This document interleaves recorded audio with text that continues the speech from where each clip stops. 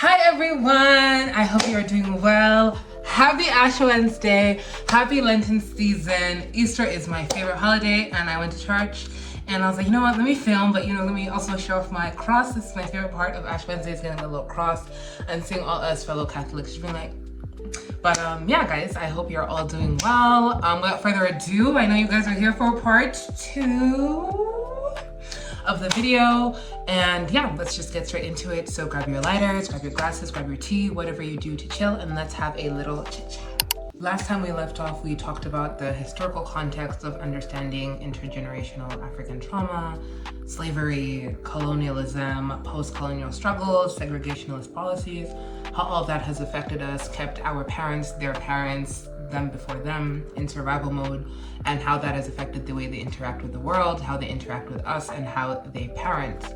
And now we're gonna talk about how that has affected us, how we show up in the world, how we interact with others, how most of us are likely to parent if we do not wake up and smell the roses and change.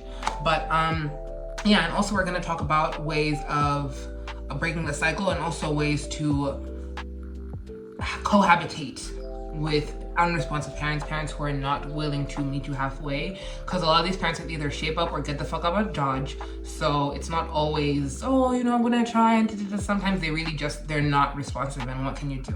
So we're gonna tackle all of that, but let me not get too ahead of myself. Let us get into this conversation. So excited, get comfortable. It's gonna be another YAP session.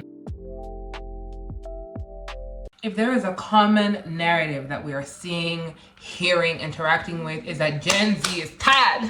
We are traumatized, we are tired, we're fed up, and we're worn down and beat before we have even reached prime adulthood. We are beat, we're tired, we're stressed, we're done. We're just ready to give up.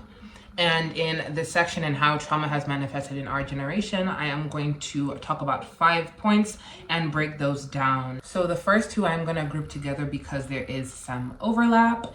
And the first one, the first way that trauma has manifested in our generation is a plethora, a slew of mental health struggles. Yo, Gen Z guys, we have a lot that we are dealing with: anxiety, depression, PTSD, CPTSD, the normalization of alcohol and weed use in our culture. All those things are affecting our mental health. And a lot of us are undiagnosed. A lot of us don't even have the language to fully grasp that, hey, maybe because of what I've been through, I may be struggling with this or going through this. And you don't always have to go through the most trenches of experience to go through trauma. Anything that affects you deeply, anything that leaves an imprint, anything that you remember vividly, that is, and not in a good remember, but just anything that you really sit down and you're like, damn, that was not okay with me, that really messed me up. That is trauma. And a lot of us don't even have time and the ability to sit down and find that, okay, this way I'm feeling, it's because of such an event, and this stemmed from this, and being able to look at it objectively and be like, the way this whole circumstance or this person or this situation has made me feel, it's really not a reflection of me, but more of the person. And sometimes it's just life, but it doesn't mean that these things hurt any less. It's just we're not encouraged to deal with them, to even feel these feelings, to even sit in the discomfort of going through trauma, and understanding that, yes, just because something is part of life does not mean you always have to just, brush it off your shoulder and keep going. Sometimes you actually just need stillness to sit and think. And with these mental health struggles, now everyone is terrified of emotional vulnerability, and we're all deeply mistrusting of each other. A lot of friendships, dare I say 90, if not 95% of them these days, are just purely transactional, purely placeholder, because no one is really investing in this time and energy. It seems like love is dead and everyone has just given up on the hope of actually finding community. And I've seen this a lot, especially with female friendships. It just feels like it's not deep. You really can't open up because you're scared to open up. You're scared to even feel those feelings. You're scared that the person may not be able to receive you. They may not even be able to hold the space for you. And a lot of people just kind of see their friends as just here for a good time, not a long time, until they actually find a romantic partner. And I didn't know how much this was the majority of people's thoughts until I started interacting with people and asking them, who do you trust? Like, who do you really go to and talk to and open up to? So think about it. We are not being taught. We don't have good examples of what it's like to be vulnerable and really trusting people. And a lot of us, we have been hurt by our own parents. They have shown us that, dude, opening up sometimes is not the best thing. Honesty sometimes is not the best policy. So we have not been taught these things. We're not exercising these things in our friendships. And we're being expected that when we find a partner and get married, these skills are just going to pop in our heads like, magic. But no, that's not what's going to happen. That's how we get into these relationships, and we're not really fully open and honest with our partner. Some of us just get into these relationships and we form codependent tendencies. That's why a lot of people, once they get into relationships, they'll find that they cannot prioritize their friendships. They don't even give 2 fingers in the air about their friends, let alone even want to check up on them. And even when you complain about everyone, just like, well, Basti, when you go through this phase in life and then you settle down and then Basti, your friends just become a backwards thought. But that's crazy and stupid to me, because we are supposed to be in community. It does not mean now cast all your burdens on one person. No way one person can be your be all and all. Like I said, mine is the Lord God, and I have different people that I actually practice vulnerability and love with. But it's because I'm actively making that effort, not just to be a better partner romantically, but just to be a better person, to be a better friend, to be a better sister, to be a better future parent when that day comes, to be a better daughter, just to be a better person. In regards to the alcohol and weed use, African culture and drinking go together real bad. African culture and drinking go together real bad. Guys, we promote alcoholism. It is actually a problem. As someone who started drinking at an age that was not the legal age, and someone who was more of an emotional drinker, and just, I was doing the most. And now I stopped drinking. I don't drink. It has been, I knew that was 12, 15, 14 months sober, alcohol free. Amy. And now that I'm a sober hun, just seeing how drunk people behave, people who drink act, I'm seeing a lot of us, this is alcoholism. This is not cute. This is not vibe. This is not enjoyment. This is not manyaudings. Y'all have a problem. There's something wrong, guys. There's actually something wrong. And even when you do bring it up, people just kind of like make like, they're like, well, Basi, we're alcoholics. It's our culture, things where it's just a problem. And even the same thing with weed use, where weed is not really a socially acceptable drug. But let's not sit here and act like everyone do not be blowing grass. We all are. Well, not we all are, but a good chunk of people are. And there are some that do it recreationally and some that also do it as a coping mechanism. And there's a fine line between something being functional and something being, this is kind of detrimental. And the way things are just normalized, we just accept that, it's not normal. There's ways to consume these things in moderation. I'm not saying don't drink, don't smoke. I'm just saying the way we are consuming these things. Why? Have you ever sat down and asked yourself, why do I drink like this? Why do I smoke like this? Why is this my preferred way of escaping reality? Because all of this is a form of escapism. Why? What am I running away from? The more you ask yourself why, the more you find that there's actually something deeper there, that you have a story, that you've been through some shit. And you need to talk about that stuff. And you'll find that, okay, this is because of this, and I've developed this unhealthy habit, and like a lot of these things, we are just scared to go there. It is very scary. And I'm just someone who just started my healing journey properly like about over a year ago. And you think you're healing, and then you find out, there's more baggage beneath the surface. And it's uncomfortable and it's painful. And I do not like feeling uncomfortable feelings. I don't like it. I am someone who, I just want to be calm. Like, I just want to be chilled. Like I said, my life is chaotic. So I just want to be chilled nowadays. Like, I just want to be calm. So I'm constantly off my equilibrium all the time. So yeah, these days I just like calm and peace. So for me to actually feel that calm and peace, I've had to go back to those feelings. And you feel that trauma. You feel it here. You feel it in your body. You feel it every the fuck where. The Body Keeps It Square is a book I recommend reading. These behaviors are what become culture, are what become the norm, is what we use as an excuse to keep fueling the fire. Just because something is does not mean we cannot question it. Just because something is just that way does not mean it is not problematic, and does not mean that it does not do more harm than it does good. And because people before then never had the chance, the time to even sit and think that, hey, dude, maybe let's do something different. Maybe let's take a break. We have low-key only been afforded that luxury now. And it is a small chunk of us who have that luxury. These two other points I'm going to combine together because they make sense. We have identity conflict and the pressure to succeed. Our generation of people growing up in Africa, in the diaspora, we are struggling to find out where we fit. There is such a big gap and generational divide because we're now the first generation of Africans who have actually grown up fully immersed in the internet, exposed to Western ideologies. Our parents just wanted us to have the best opportunities, and they had been fed the rhetoric that the best place to do that, the example, the model of that is whiteness. So a lot of us were brought up and bred in whiteness. It was a process in college, actively decolonizing my mind, still decolonizing my mind today. That was a process.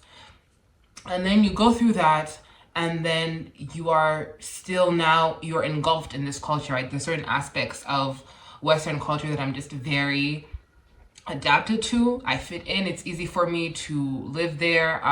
Yeah, I understand the language. I've been exposed to the people since I was a child.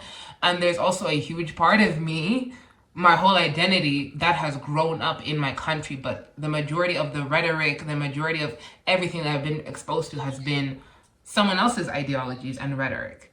And these days I'm what the grown-ups would call, I'm radicalized and all that stuff, which I guess I kind of am, because being exposed to that culture, you pick up on certain rhetoric and ideologies that stand out to you a bit more. And then you connect that to the ideology and rhetoric that you have at home, and you say, we are kind of similar, we're kind of similar. Those of us in the diaspora, yes, we have our differences, but we are more similar than we are different. And really understanding that and actively wanting to be here, I can't heal in that environment. No, that's where trauma part 2 began. Actively wanting to be home and sit in that discomfort to fully understand it. And sometimes you realize that, okay, I can find healing here and I can do the things I need to do. And sometimes you realize that this environment, not good for me. It is not right. And I just need to now develop skills until I can get out of here. Make a plan to leave. Figure it out, whether that is school, whether that is a job, or just slowly and surely, but you need to put yourself in a headspace of, I need to have something to look forward to. If you do not, it's just, you're always going to be wandering, lost and confused. I was talking about identity conflict when it came here, but I think it makes sense. And also with that is the pressure to succeed. In this African culture, the African diaspora, I think we can all agree that there is this huge and heavy burden to lift an entire family out of poverty, out of troubles, to introduce them to this new life. I have seen it, and as someone who has personally seen that stuff firsthand, I think that shit is insane. I think it is wrong that we rely on one person. Don't get me wrong. If it is one person who is in a far better position than most people, which most of us are, that is one thing. But it seems it gets to a point where everyone just kind of is like, you'll do it. You'll do it. And especially if you're an eldest daughter or a firstborn sibling. Now that I'm a little older, I'm seeing the way people are looking at me and coming to me. I'm looking at them like, I'm not going to save all of you. I can't save everyone. I'm going to do the best I can, but y'all need to respect my boundaries. And again, boundaries, African culture, what boundaries? But no, boundaries, they're going to be imposed, and we're going to reinforce them each and every time people try to, come at them. Because guys, at the end of the day, if you do not take care of you, you are stuck with you. You go to bed with you. If you're not good with you, you're not going to be good at all. And guilt is a small price to pay for feeling good, for feeling at peace, for choosing you, because no one else is going to pick you. Trust me, people are out here choosing themselves left, right, and center. I'm not saying become a selfish bitch. I'm just saying, bro, pick you, pick your peace. Guilt is a small price to pay, and I am a recovering people pleaser. Guilt is a small price to pay. I used to be like, no, I don't know. No, it's a small price to pay. There is no way the pressure to take everyone out of something can be on you. You may have a majority of the work, but people also need to actively be doing something. Especially if people can. Don't put that pressure on me. I'm not saving him. No, sorry. No. This eldest daughter is retired. She's on sabbatical until further notice. I apologize for the change in lighting. My phone had run out of storage. I need a new phone with more storage. 128 is not enough. Anyway, let us get back into the video. So the last point that I'm going to touch on is the general generational divide that has resulted from all these manifestations of trauma in us, in our parents, and there seems to be a huge misunderstanding, a reluctance to kind of meet each other halfway. We all have our own ways now of navigating the world. We've all rewired our brains to operate in a different way, and we are clashing. And it's hard for us to understand each other. And I think through that divide, all these other issues have sprouted out of that. And that was just like a couple that I touched on. There is many more that I'm sure I've not touched on that people can attest to that, yeah, this is trauma. This is a result of trauma right here. Alright, so now we have acknowledged the trauma, we have talked about it, we have seen that we going through it. What are some ways we can break the cycle and heal? Firstly, you need to acknowledge the trauma. Acknowledge what happened to you. Acknowledge it actually as trauma, that this is something that really affected me badly. It affected the way I show up in the world. It affected the way I operate in this sense or that sense. Whatever that is, you need to name it. You need to vocalize it. Therapy and mental health support. If you're not able to access therapy, community is one of the best ways of healing. We do not heal in isolation, we heal in community. Get yourself some community. But that would also mean having to heal that part of you that has deep mistrust and is scared of vulnerability. A lot of these things require internal work. You have to be the one to say, okay, I need to do something. You need to feel this conviction that if I stay the same, things are gonna be worse than if I actually choose the uncomfortable path of wanting to be better. Open communication with your parents. Again, obviously some parents are non-communicative. You cannot talk to them, but those parents that are actually like willing or in certain areas where you can foster that open communication, take what you can, but also be realistic and maintain those emotional boundaries, which we will talk about very soon. Creating new norms. Like I said, just because something is does not mean it's problematic. We don't have to accept it as this is the way we do things. I certainly don't. And before I used to just kind of keep quiet and be like, okay, I know that I feel one way, so I don't always want to be arguing my counter argument because a lot of my opinions are unpopular opinions in our culture. But I've realized that if you say nothing, these things unconsciously you adopt them. They go into your mind. Not all of your thoughts are your thoughts. So now when I hear something where I'm like, I actually do speak out on it, even if they don't agree with me or they don't want to get where I'm coming from, I need to vocalize that for myself so I know that this is not right. And just because they want to engage in that doesn't mean I need to, and I'm going to foster something new. I'm going to do something different, and they don't have to like it, but they need to know that Pauline is not going to be for all this other stuff. They may choose to keep doing it, but they'll know that I'll always be like, no. Lastly, community healing. Like I said, we do not heal in isolation, we heal in community, and we all need to surround ourselves with community, whether it is a friend or two, whoever. It can be someone older, someone younger, but just someone where you feel like you can just be vulnerable and just be real. Let your hair down, where you can just ugly cry in front of them and you don't feel that pressure of I can't cry for more than 2 hours because it's gonna make them feel uncomfortable. Someone where you can just be you with. And until you can just be you with yourself and actually feel those feelings that you try to hide, you will never be able to be you with someone else. Sorry about the location change, you guys. My neighbors were playing music, so I had to move out of the room I was in. But yeah, let's keep going. So we have discussed the ways in which we can, break the cycle and start our healing journeys. Now, what about for people who have unresponsive parents?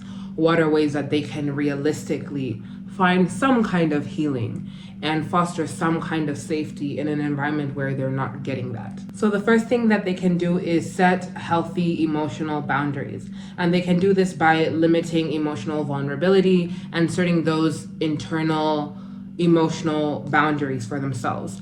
And I know that may sound a little contradictory because we're just talking about how we are scared of being emotionally vulnerable and everything. But if you remember from part 1, I talked about how people who do not have a basic sense of self and are not able to engage with their emotions are not going to be able to engage with you in that way. And what you end up doing is just giving them ammo. Not that they do it consciously, sometimes it's consciously, but a lot of the time it's just a quick response when they project on their insecurities onto you, or sometimes they can use your emotions against me. I struggled with this a lot growing up, where I felt like my emotions were weaponized against me.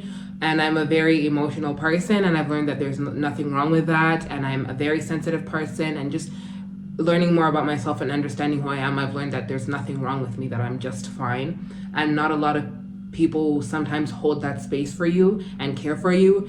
And what you can do sometimes is just not engage. Pull back, but also find the people you can actually pull in with. Just because you can't do that with your family doesn't mean you can't find other family elsewhere. The other one is manage your expectations. Accept what you can't control and celebrate the small wins.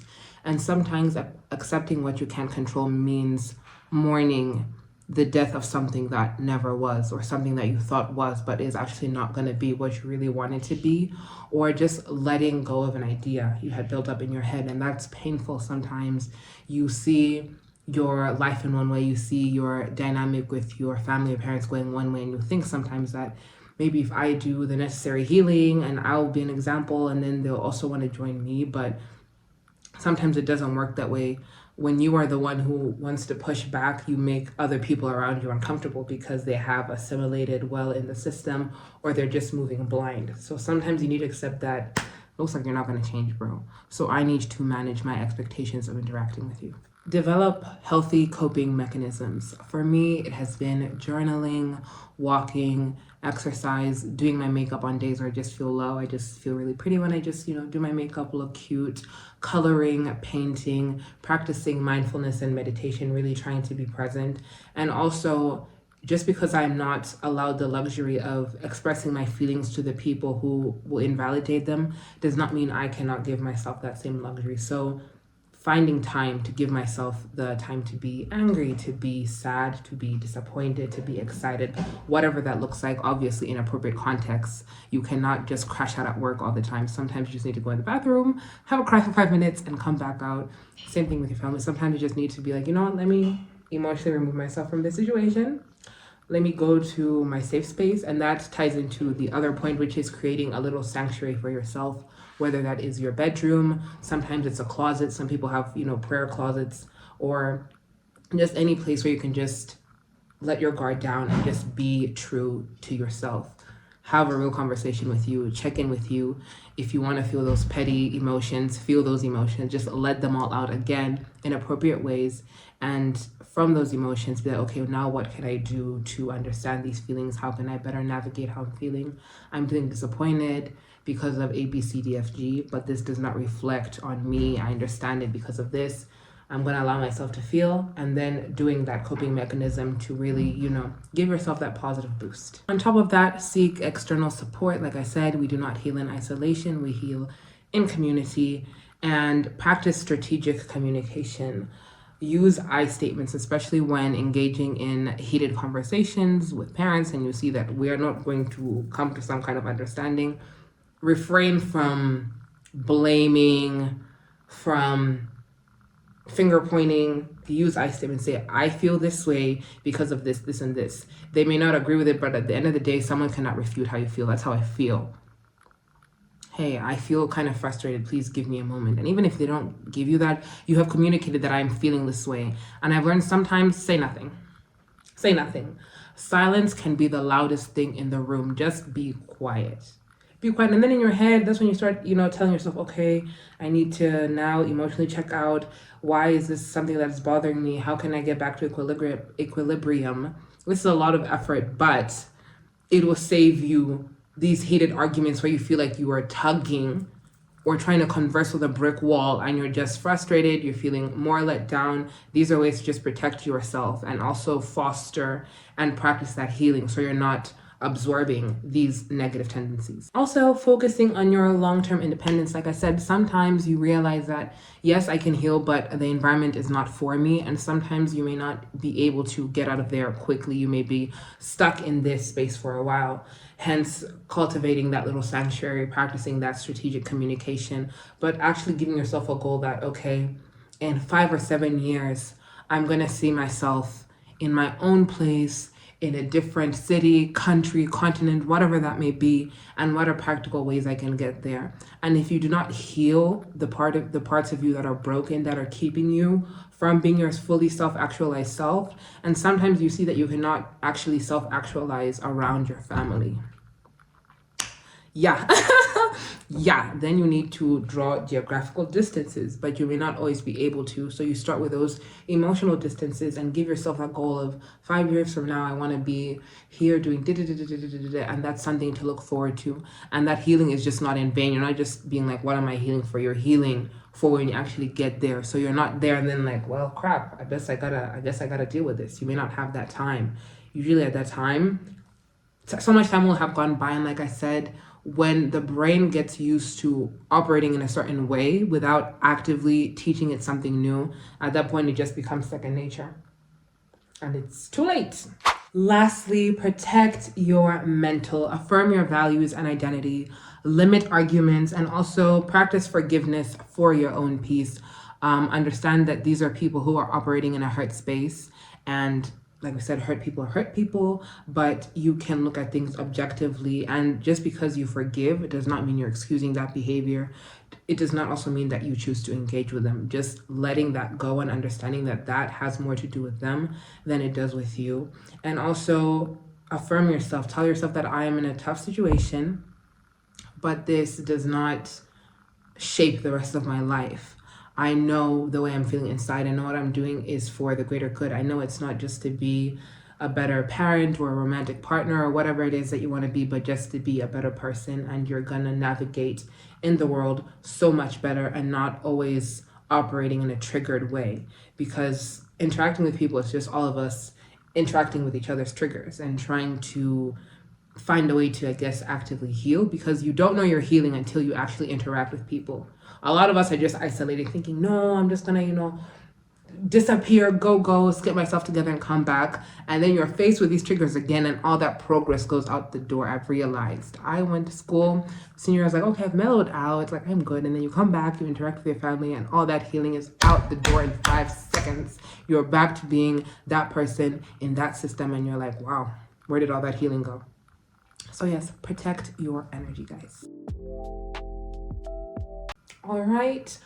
I hope you guys are going to challenge yourselves to actually think about these things, how intergenerational trauma has affected you, how it's affecting the way, your parents operate, the way you operate.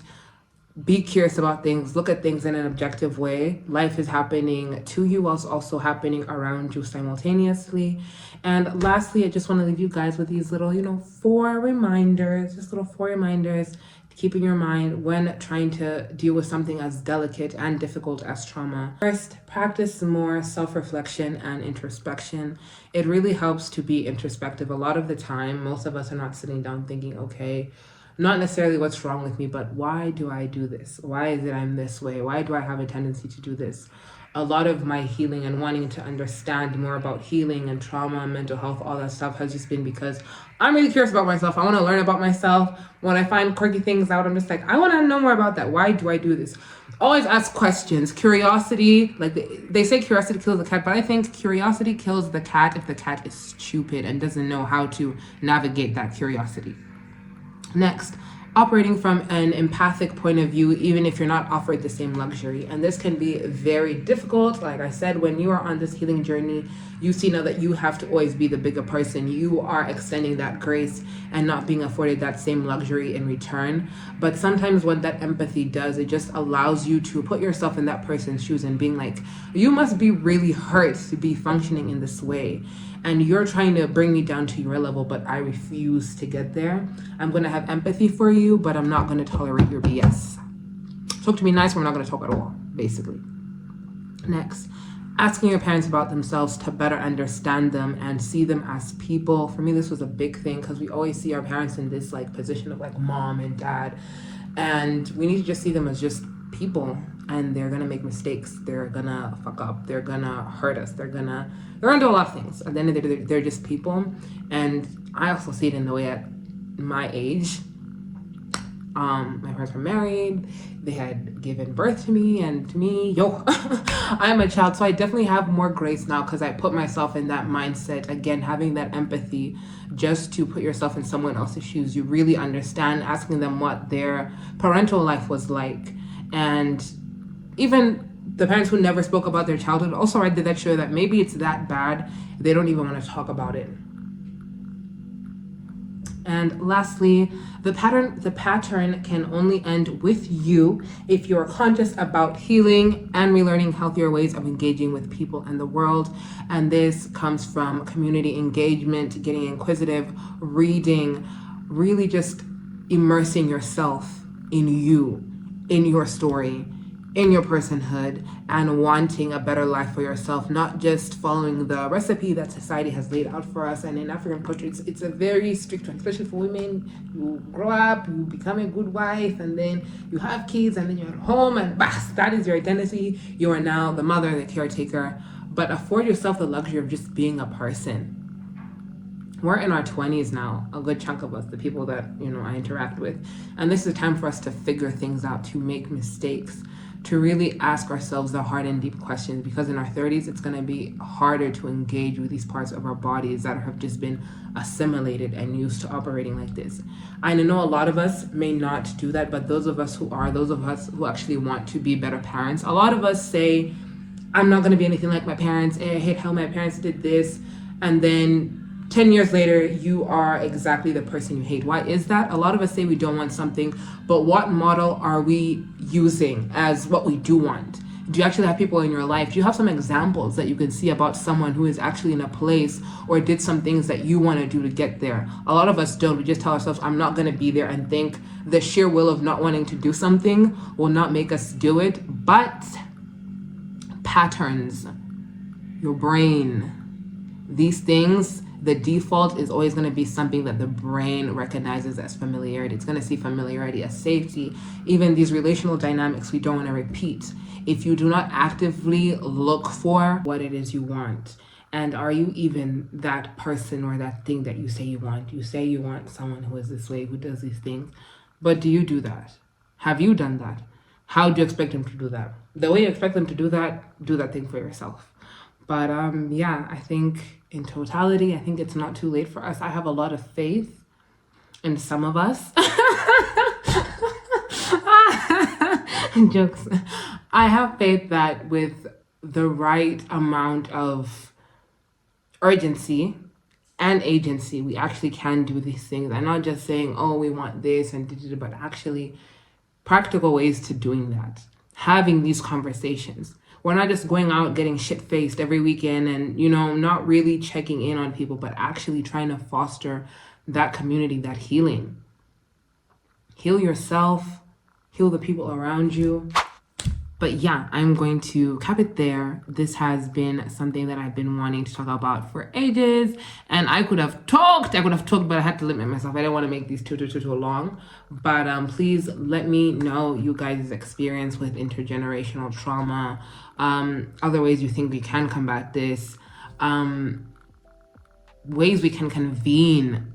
How we can foster better community. Things not always having to be about more or having to spend a bag to actually see people and engage in community, but just having community, whatever that looks like. But I really wish healing and restoration upon anyone who is hurting or has gone through any kind of trauma.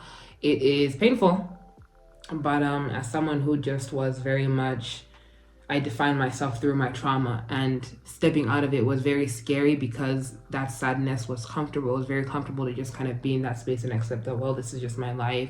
It seems that I just attract bad things. I'm doomed for just toxic life, love, whatever it is. Until I actively started asking myself, why do I think that? What are some things that I've accepted as normal behaviors that have actually been negative tendencies that I saw and have mirrored growing up? And do I really want those things for myself? What are better ways that I can combat that? And through doing that, it has been really painful. It has been really tough. There's been a lot of crying. There's been so many arguments with family. But I wouldn't trade the peace that I feel now and the way that I'm standing up for myself, healing my inner child and actually being that person I always wanted. And instead of just saying I want to be that person, doing those active steps and advocating for myself, because no one is coming to save you. I hate to break it to you, no one is coming to save you at all. Especially now, you have to pick you up, and you can't do that alone. For me, I use the people around me, the Lord, and yeah. But anyway, let me not ramble. Thank you guys so much for watching. I cannot wait until we chat again. Have a lovely evening. Happy Ash Wednesday. Well, you're not going to be seeing this on Ash Wednesday, but happy Lenten season. And yeah, I really just love Easter time. I think it's time for deep reflection, transformation, whatever that looks like. So I would encourage you guys and challenge you guys to learn about yourself. There is a story in there, and figure out your story. What does your story look like? How do you want to rewrite your story? But yeah, guys, thank you. Until next time.